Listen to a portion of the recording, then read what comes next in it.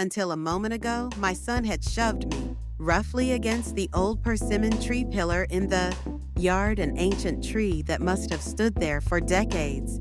Then he went into the shed, fetched a thick, dust-covered rope, and began to bind my body. Every time the cold rope tightened into my flesh, breath caught in my throat and a despair washed over me, as if my entire life were being tied up with it. "What do you think you're doing? Untie me at once, you monster!" "Shut up. Maybe a night in the cold will sober you up. If you don't tell me where the land is by tomorrow morning, know that you'll rot here for the rest of your life." He bound me fast to the pillar and, without looking back, went into the house. My daughter-in-law Seojihu glanced at me as if I were an insect, then followed her husband inside. Soon the living room lights went out. Then the upstairs bedroom light came on and was extinguished just as quickly. The whole house sank into pitch-black darkness, and I was left alone in the wide garden. The devilish words my son had spat at me echoed around my ears like whispers. As I stood tied to the old persimmon tree in the yard, the lingering smells of the banquet's food and the guests' laughter buzzed around my head like hallucinations. My whole body trembled from humiliation worse than the pain of the rope cutting into my skin. My cheek, struck by my son, swelled to the point of numbness, yet strangely not a single tear fell. It felt as though the wells of tears inside me had long since dried up from raising that sun. Instead, my heart cooled no. It sharpened like an icy blade. Yes, this was my true core. This was the real face of the son I had risked my life to raise. The last remnants of attachment I had believed in, the blood bond I'd clung to, shattered into pieces in that instant.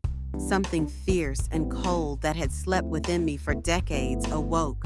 "I will never forgive you. With the same hands that bore you, I will destroy you who made my life a living hell. I will repay this humiliation and pain 1,000-fold, 10,000-fold." I tried to free the ropes, but the more I struggled, the deeper they bit into my flesh. The moonlight from the cold night sky shone silently on my trembling form. How much time passed, I do not know.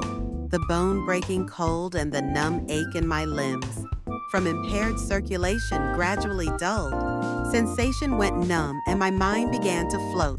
When I pictured beyond the second floor window, my son and daughter-in-law lying under warm blankets, bile rose in my throat. Is this what I earned with my life, this disgrace?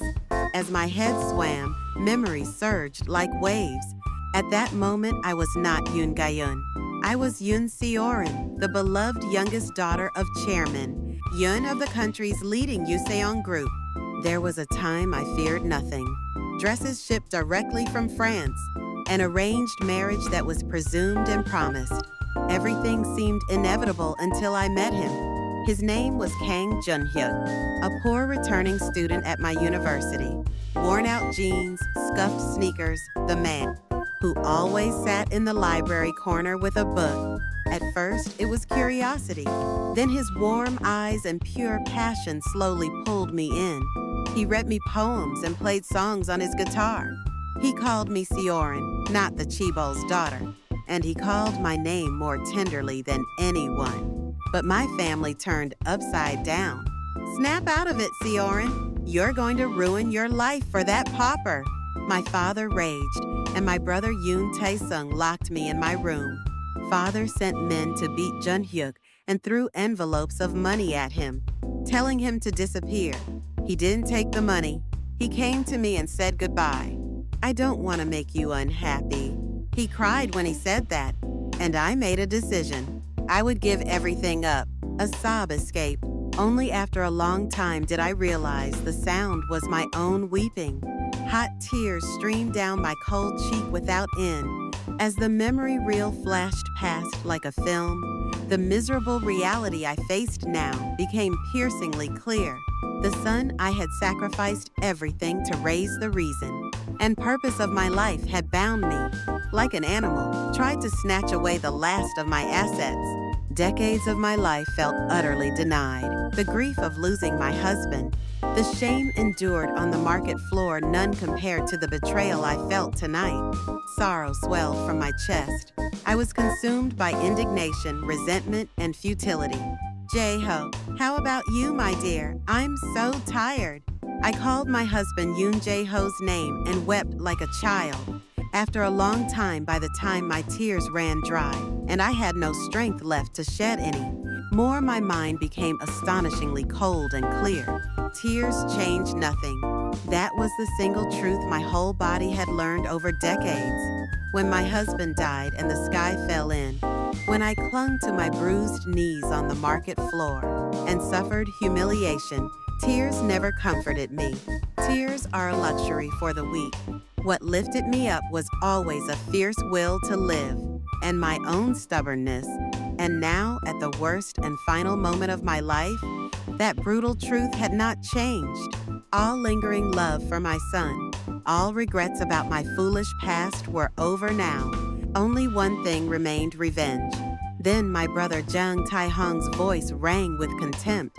You say that old woman blocked your path? Why should I beg for mercy? Do it by the book. Is there any proof of assault?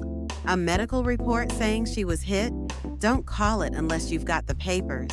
He was full of swagger, completely unaware of how monstrous his deeds had been or whom he had crossed. I squeezed my eyes shut. At that moment, I realized everything was truly over. There was no turning back. Fine, I'll go by the book. Exactly what you want. Completely. My brother picked up the intercom receiver at once. Secretary Kim, start everything I told you to prepare last night. Not a single mistake, not a second's delay. And that daughter-in-law, search her family down to the last detail. Find even the tiniest speck. Don't spare even an ant. With that one command, the ruthless, systematic retribution from the Cheonggun group against my son, Yoon Jae-hun, and everything connected to him began. At that same hour, Jae-hun Yoon Jae-hun, back in his penthouse, could not calm his anger. The nasty old man who had led them, and the way they had dragged me like a dog into a dark, damp shed, felt unreal to him. How dare they touch me? This Yoon Jae-hun, do they know who I am? He assumed, simply, that his old mother had hired thugs with money from somewhere. He immediately called his firm attorney. Attorney Choi, it's me. Last night, intruders broke into our house. I think my mother hired them. Charged them with kidnapping, confinement, assault, trespass file, everything. No settlement. I'll make sure that old woman and those scum rot in prison. He laughed with triumph, but the smile didn't last. His personal secretary burst in, pale as a sheet. Sir, there's a major problem. Don't fuss, tell me. Our primary bank, the Bank of Korea, suddenly demanded immediate repayment of our loans without explanation. If we don't pay, they'll seize company and personal assets. What? What's Manager Kang's connection to me? Get him on the line. Then the head of finance ran in, breathless. Sir, our stock price is plummeting right at opening. It's hitting the floor limit. Don't talk nonsense. Buy up every share. And the National Tax Service's Special Audit Team has stormed headquarters. They've already confiscated computers and ledgers from the lobby. The Financial Supervisory Service has launched an investigation for capital market violations. The Seoul Central District Prosecutor's Office Special Division has arrived with search warrants, phones on his desk, his cell. The executive's lines began to ring like mad. I watched it, feeling no emotion. My son's tears back then and now were not sincere repentance. They were merely fear of losing what he had. If my brother had not come, I might have frozen to death that night in the yard. Or if I had survived, I would have lived forever as my son's slave. Now it had to end. I must sever this dreadful chain. I rose slowly to my feet. At my feet, Jae-hun, who had been sobbing, looked up at me. His cries subsided and primitive fear returned to his face. Mo, mother. In the coldest, most resolute voice I had ever used, I said, "Stand up." Terrified, Jae-hun staggered to his feet. Do you still see me as your mother? What do you mean? Mother, you are the only that night. When you tied me to the persimmon tree like an animal, struck, my cheek denied my whole life, and tried to steal my property at that moment. You gave up any right to be called a son. I continued in a quiet, blade-like tone. Go, never show your face to me again. Whether you end up a beggar on the street or rot in prison for life, I will not care.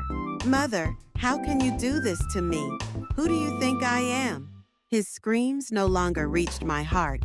Without a moment's hesitation, I turned to my housekeeper and said, "Take him out, never let him back in." "Yes, madam," at once. With Hong, I visited the Cheongun Group family cemetery, where my father, my mother, and my husband, Yoon Jae-ho, lie asleep.